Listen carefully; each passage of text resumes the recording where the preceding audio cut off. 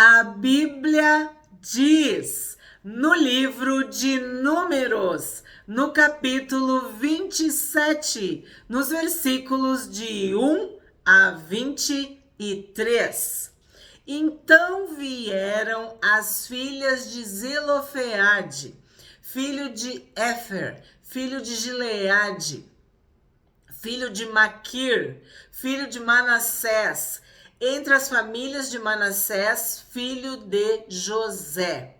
E são estes os nomes delas: Macla, Noa, Ogla, Milca e Tirza. Gente, no capítulo de ontem, eu falei para vocês, guardem esta informação. Vira uma página na tua Bíblia. Lembra quando falava de Zelofeade? E eu disse para vocês, prestem atenção, registram. Ó, no verso 33, é uma folha, não sei na tua Bíblia, mas é uma folha. Zelofeade, filho de Éfer, não tinha filhos, somente filhas. Os nomes das filhas de Zelofeade foram Macla, Noa, Ogla, Milca e Tirza. Então, no capítulo de ontem, no capítulo 26, quando estavam falando sobre os filhos de Manassés, no verso 33 tem esse destaque. E eu disse para vocês ontem, guardem esta informação, porque ela é muito importante. Por quê? Primeiro lugar, as genealogias, elas seguem um padrão. Aqui, o objetivo era o censo, mas para contar de uma forma fidedigna, eles tinham que falar dos pais. Então, era também uma forma de genealogia, porque falavam dos pais, falavam dos filhos, mas era muito incomum, muito raro, ou era uma exceção falar das filhas. E no verso 33 do capítulo 26, o vídeo de ontem, sobre o segundo censo, tem esta frase: porém, Zelofeade, filho de Éfer, não tinha filhos, somente filhas. Só isso já bastava. Mas Moisés se dedica a falar. O nome das filhas de Zelofeade foram Macla, Noa, Ogla, Milca e Tirza. Aí hoje, o capítulo 27 começa exatamente com esta informação. Vieram as filhas de Zelofeade, filho de Éfer, filho de Gileade, filho de Maquir, filho de Manassés, entre as famílias de Manassés, filhos de José. Então, o que já não era comum ficou mais, assim, como eu posso dizer, estranho ou interessante. Ontem também foi citado uma filha. Por isso que eu digo, ó, quem fala que a Bíblia é machista, que a Bíblia é isso, que o cristianismo é aquilo, é porque não lê a Bíblia. Porque se tem uma religião, se tem uma fé, se tem uma crença que elevou a mulher, que honrou a mulher, que estabeleceu padrões de ética, de moral e de proteção para a mulher, que abençoou, é o cristianismo, é a palavra de Deus, é a Bíblia. E aqui nós temos um outro exemplo, a filha de Aser ou Azer, que ontem eu também falei. O nome no 46, o nome da filha de Aser foi Zera. Como eu digo, eu nunca sei se as minhas pronúncias estão corretas. Se tu tem conhecimento do hebraico, pode colocar nos comentários. A filha de Aser ou Azer era Sera. E sabe o que quer dizer? Abundância. Então, nós vamos ver muitas mulheres, muitas personagens femininas sendo destacadas na Bíblia. Porque isso não era o padrão. Isso era a exceção. E este capítulo 27 é muito importante por isso. As filhas de Zelofeade. Quem é Zelofeade? Zelofeade é da tribo de Manassés. O que significa Zelofeade? Proteção contra o medo. Eu sempre que pesquiso os significados, eu encontro contradições. Esse foi tinha vários significados, diferente do outro, vamos dizer assim. Proteção contra o medo. O Zelofeade, ele era filho de Éfer. Quem era Éfer? Cova. Uma cova. Ou uma cisterna, poço, um buraco. Que era filho de Gileade. Gileade, testemunho. Que era filho de Maquir. O que é Maquir? Que foi vendido. Que era filho de Manassés. Manassés é esquecimento, ou que fez esquecer. Porque lembra que José colocou esse nome porque ele queria esquecer a dor, o sofrimento, a aflição, tudo que ele tinha passado. E filho de José, que José quer dizer o quê? Deus aumenta, Deus acrescenta. Aí eu vou dizer para ti, se a gente unir todos esses significados, tem a história. José foi vendido. José sofreu e ele precisou esquecer de tudo que ele padeceu. Ele tem um dos testemunhos mais lindos da Bíblia. José foi colocado dentro de uma cova pelos seus irmãos. E olha só, proteção contra o medo.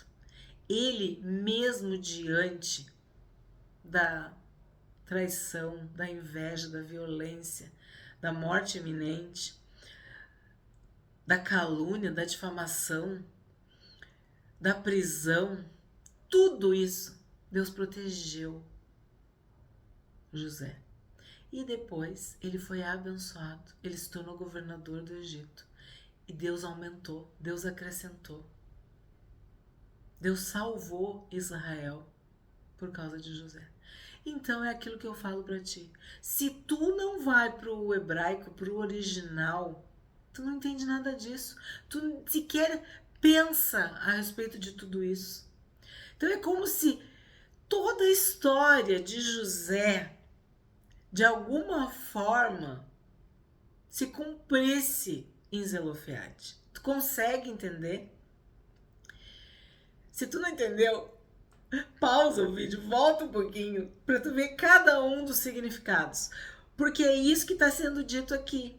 Então vieram as filhas da proteção contra o medo, daquele que foi para a cova, que teve um testemunho, que foi vendido, que teve que esquecer o mal que fizeram para ele, mas que viu Deus aumentar, acrescentar, abençoar. As filhas do Zelofeade também eram as filhas de toda essa história. História essa que nós estudamos, que nós lemos e que tem vídeo no canal, a Bíblia diz. E a gente viu que foi exatamente isso que aconteceu. E todos esses são da tribo de Manassés, que é da tribo de José. E aí, de uma forma maravilhosa, o nome das filhas está registrado. Já tinha sido no capítulo 26. Agora Moisés faz questão de repetir, de enfatizar, de ressaltar, de salientar no capítulo 27. Macla, Noa, Ogla, Milca e Tirza. O que é Macla? Fraca ou enferma. Noa, movimento, anda, dinâmica, se mexe, se move. Eu poderia dizer, sai do lugar, né?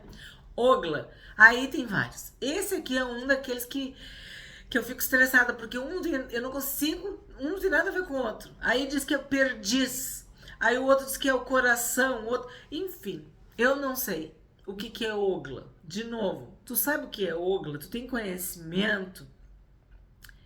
Às vezes até tu conhece alguém, né? Coloca nos comentários. Eu coloquei perdiz, tá? Mas tinha outros, tá? Que anda com as pernas amarradas ou que não tá com as pernas amarradas. Coração, laços do coração. Perdiz. Gente, era um mais, assim, diferente do que o outro. Então, não sei o que quer dizer Ogla. Milca, conselho. Esse eu lembrei da mulher de Naor, que a gente já tinha estudado também. Milca, conselho. E Tirza, delícia, deleite, prazer, alegria, bênção, abundância, fartura, prosperidade, quer dizer, uma bênção. Então, esse é o nome das filhas. Aí a gente imagina o quê? Se vocês pararem para analisar, a gente pode ver que elas tiveram uma dificuldade, né? A Ogla no meio eu não sei, mas vamos dizer, se movimentaram, tiveram conselho, seguiram conselho, precisaram de conselho e chegaram na bênção. E a gente vai ver que foi exatamente assim que aconteceu. Elas se apresentaram diante de Moisés, diante do sacerdote Eleazar, diante dos chefes e diante de todo o povo à porta da tenda do encontro. Então tu imagina que coragem, que ousadia, que iniciativa,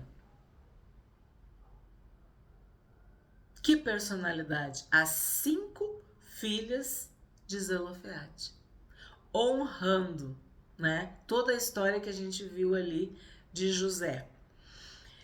E como eu disse, nessa equação, nessa fórmula, nessa receita, cada uma do seu jeito foi importante.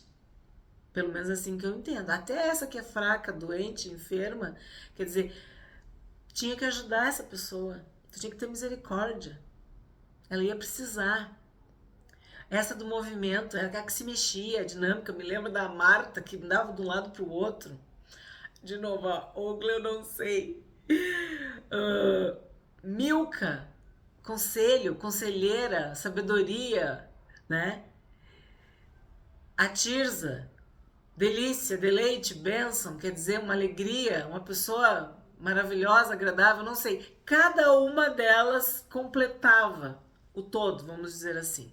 E por isso elas tiveram coragem, ousadia, iniciativa de se apresentarem diante de Moisés, diante do sacerdote Eleazar, diante dos chefes e diante de todo o povo, à porta da tenda do encontro. Olha que coragem!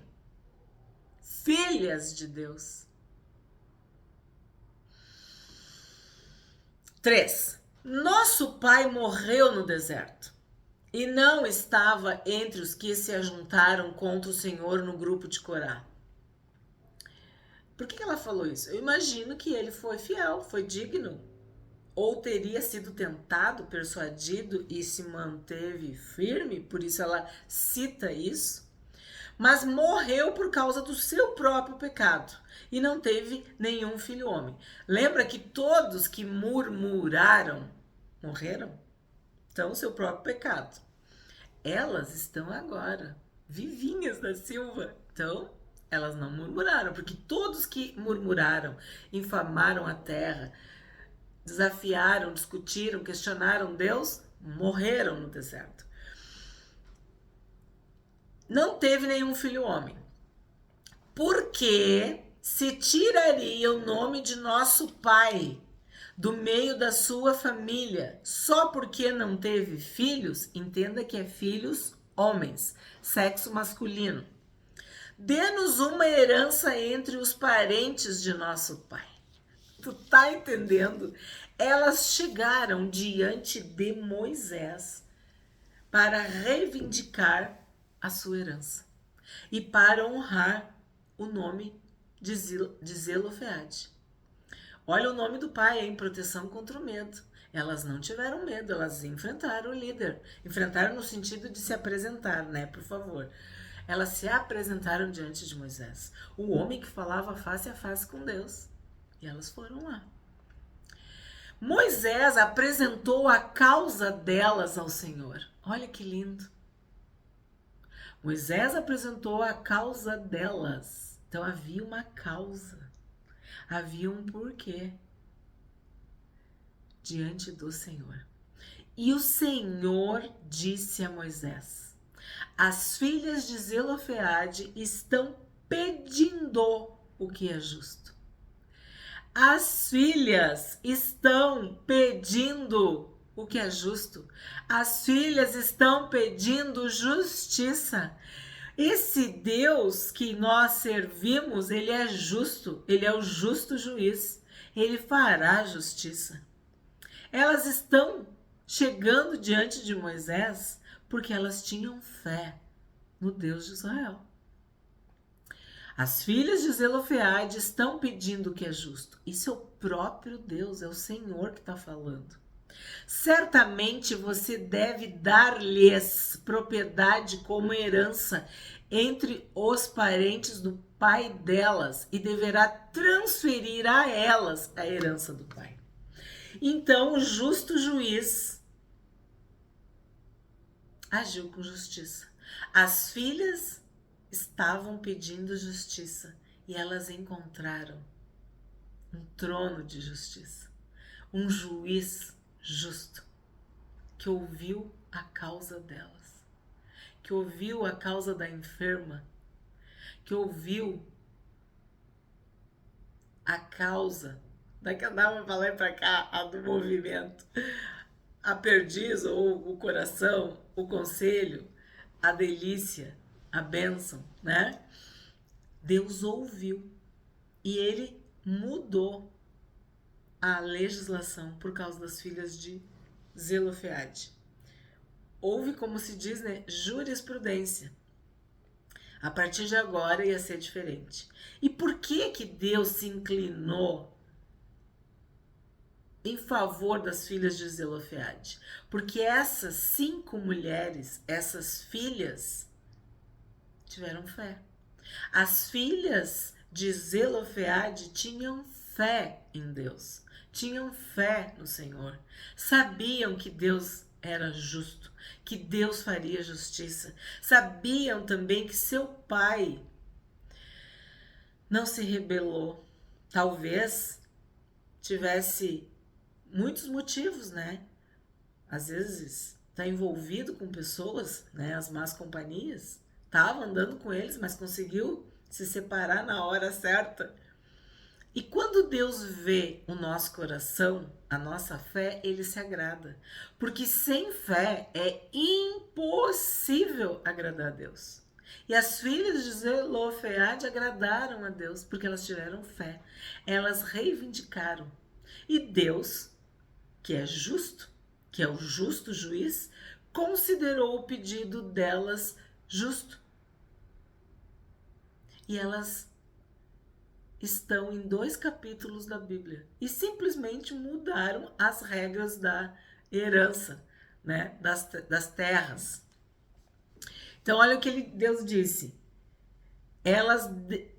Certamente você, no 7, certamente você deve dar-lhes propriedade como herança entre os parentes do pai delas e deverá transferir a elas a herança do pai. E diga aos filhos de Israel, presta bem atenção, se alguém morrer e não tiver filho, passem a herança dele para a sua filha. E se não tiver filha, deem a herança aos irmãos dele. Porém, se não tiver irmãos, deem a herança aos irmãos do pai dele. Se também o pai não tiver irmãos, deem a herança ao parente mais chegado da sua família, para que tome posse dela. Isso será prescrição de direito aos filhos de Israel, como o Senhor ordenou a Moisés. Então, assim como a Sera de Asser era abundância, as filhas de Zelofeade tiveram herança, tiveram propriedade, tiveram bênçãos registradas nos seus nomes. Isso é muito lindo. Isso é para que tu saiba que Deus honra, ama, protege e cuida dos filhos e das filhas, porque o Espírito Santo ele viria para filhos e filhas. Deus disse: eu serei o pai de vocês e vocês serão meus filhos e filhas.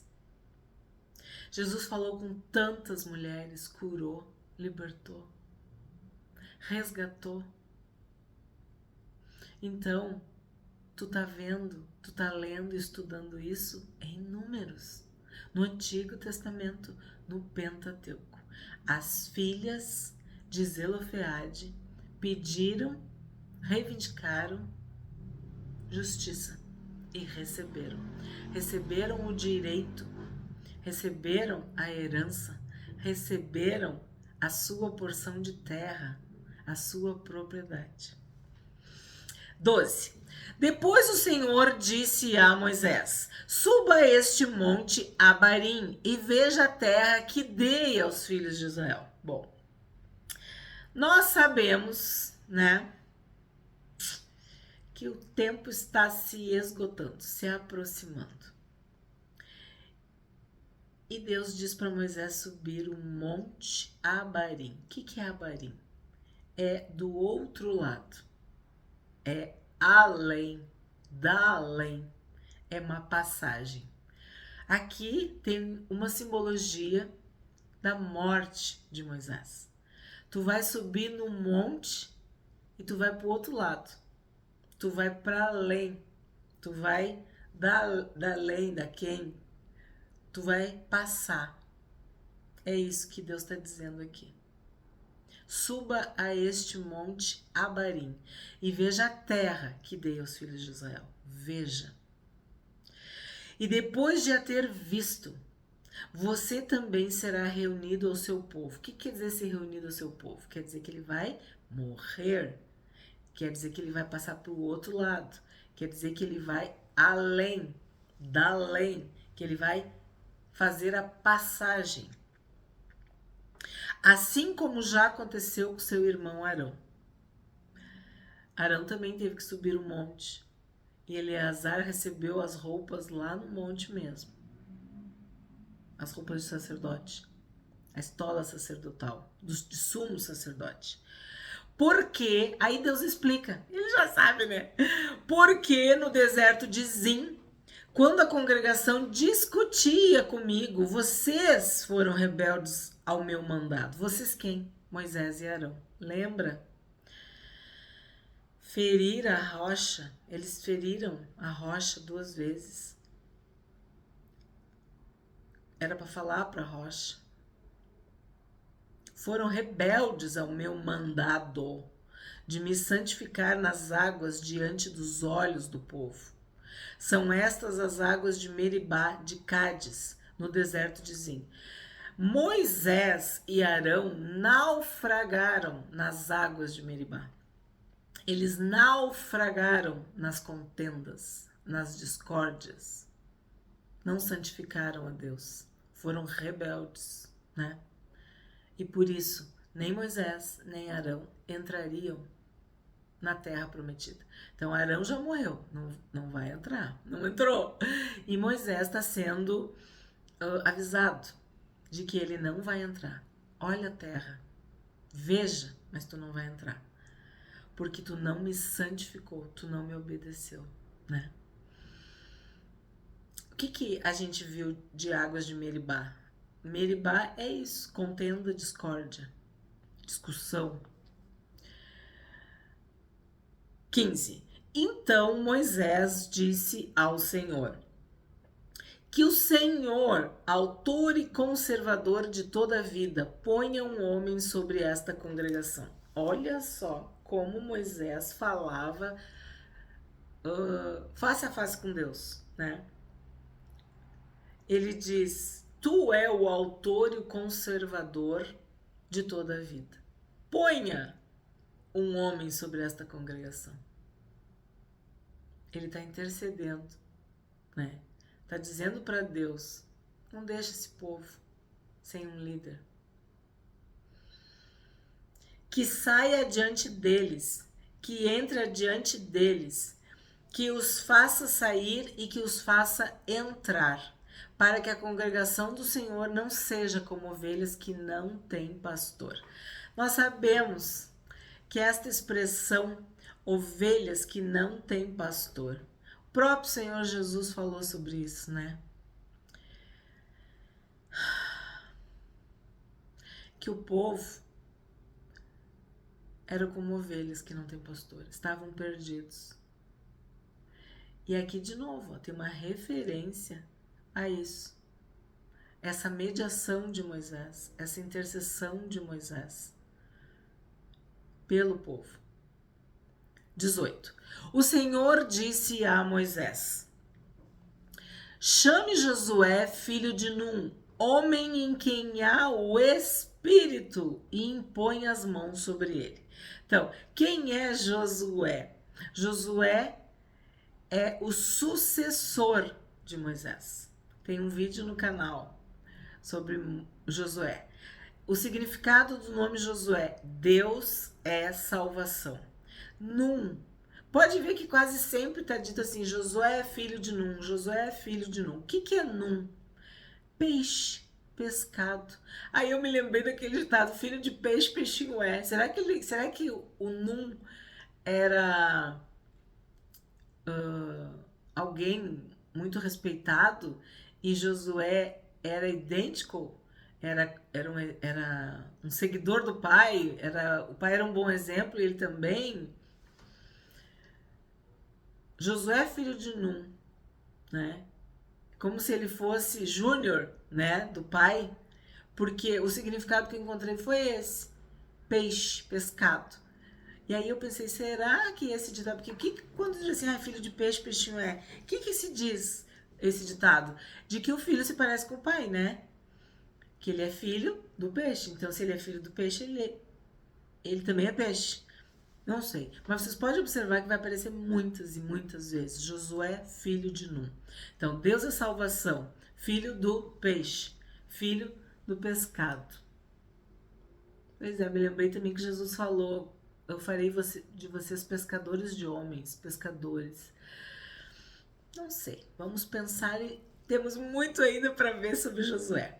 Chame Josué, filho de Num, homem em que há o Espírito. Esse Espírito é o Espírito Santo, é o Espírito de Deus, é o Espírito com letra maiúscula. E imponha as mãos sobre ele. Olha que interessante, hein? Impor as mãos. O que significa impor as mãos? Moisés estará transferindo autoridade para Josué. Apresente-o ao sacerdote Eleazar e a toda a congregação, e à vista de todos transmita-lhe as suas ordens.